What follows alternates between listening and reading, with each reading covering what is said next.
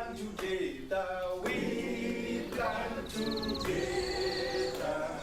We are a family, we act together, we act together. We are a family, we act together, we act together.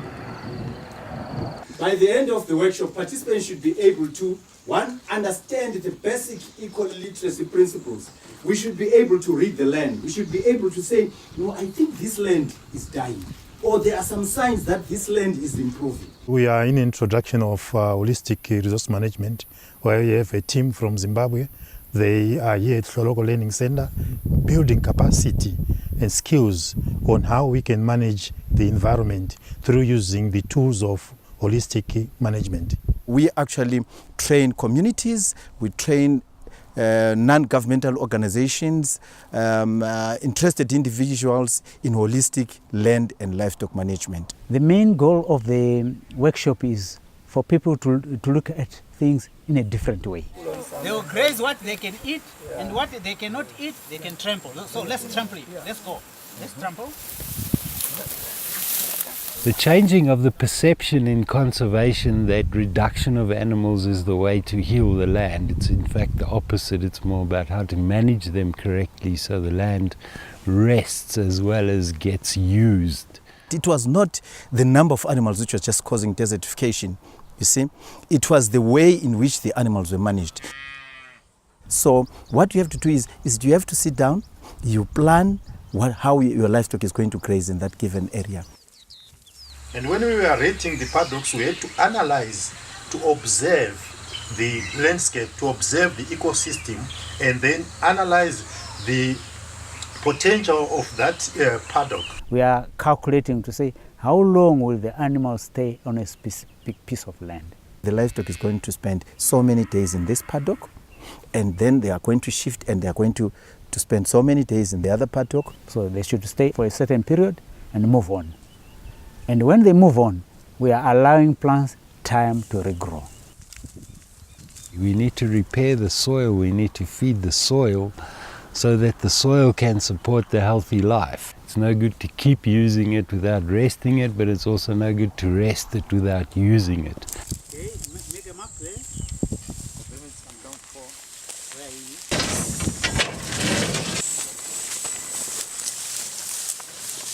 Okay, can you go this way a bit? You identify areas which need specific attention. Say, for example, you find that there is an area which has some bare ground on one of the paddocks, or maybe there's an area which has some bush encroachment. So as the livestock is grazing in each of those paddocks, when you get to that area which is sort of bare, put your livestock together for a few minutes, and with their hooves they are going to break the crust. And at some stage they will also dung and urinate on that portion. By so doing, they are making that area conducive to grass growth. Then after some time, you allow them to graze again on the other side of the bare portion. You do that twice, 3 times. The following season, you'll see that there will be some grass plants coming up on that bare portion. Look at what they're doing. They will be dunging and urinating here. And at the same time, if you look at this oxidizing grass, you know, it will be trampled down and green shoots will be exposed to the sun.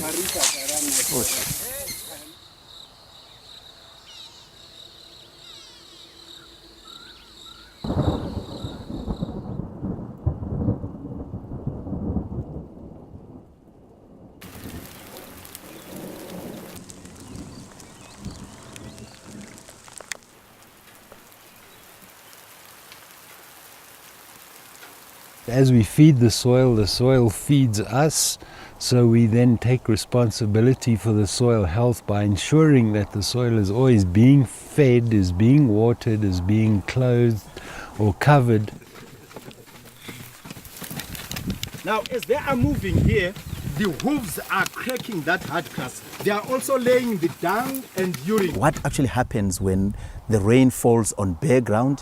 What happens when rain falls on covered soil? They carried out an experiment, you see. 1, 2, 3, turn them upside down. We actually had 3 plots.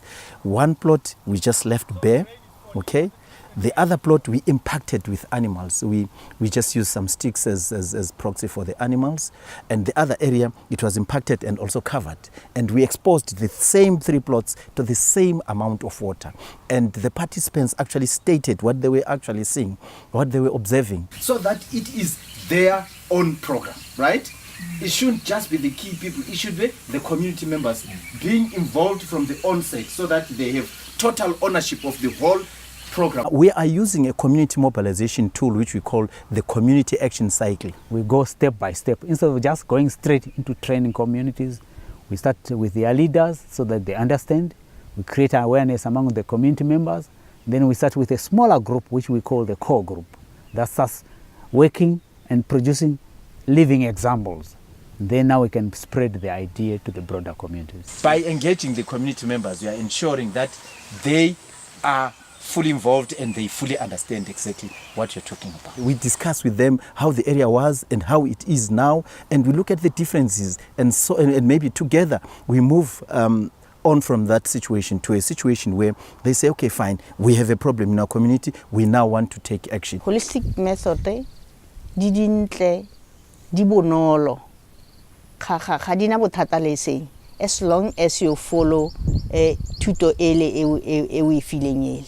But the main point is area go fitlhella gore re implement method. And to those who are willing to start with me, especially my siblings, people, my contemporary, those people whom I schooled with, whom they can understand and trust that if we can start this, we can change the mindset of this whole community. We will eventually try to transplant it to other nearby villages and communities. Of great importance is that this concept should be fully understood by the leaders because they yield a lot of influence. Is then you can go to the leadership and explain what you have planned, what you want to do with the community. From now, I'm going to tell the community that we must have the power, we must have no fear to allow our livestock to crumble in our gardens so that for the future, the land will be fertile and healthy. Ko tloga mo ke ya ko difamareng tsaka ke implementa dilo tse ba nthutileng tsona ka holistic. And I hope and trust that the farmers ba ba nang le passion mo farming ba tla kgona go tla go tlo ithuta ka seo re ithutileng sona. Changes on the land, they don't happen overnight, because destroying the land did not happen overnight. It took many centuries to come to the state in which the land is.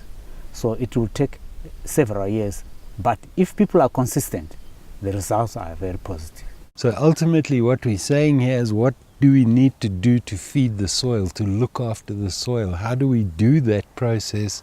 And it's simple. You need to give it food, nutrients, you need to give it water, you need to then cover it with something, as we do, put clothes on our bodies to stop us getting burnt in the sun. The same, the soil is like your mother. She needs food, she needs water, she needs to be covered and dressed, either in dead material or in live material, green matter. Everything starts and ends in the soil.